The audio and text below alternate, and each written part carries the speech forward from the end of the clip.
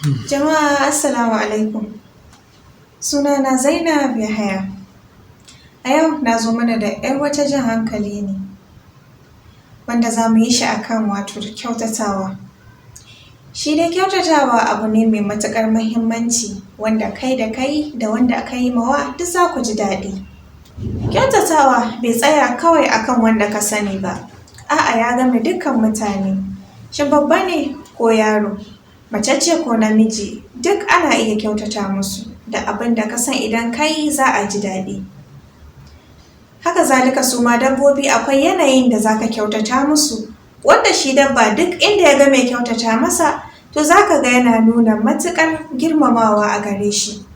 To ina kuma ga ka kyautata ma mutum ɗan adam irin ka? Yana da kyau ya zamana muna kyautata wa junanmu a kalmomi ne, a mu'amalar yau da kullum ko kuma a wuraren aiki. Yana da kyau ya zamana muna ɗabi'antuwa da abin da mun san idan an mana za mu ji daɗin shi.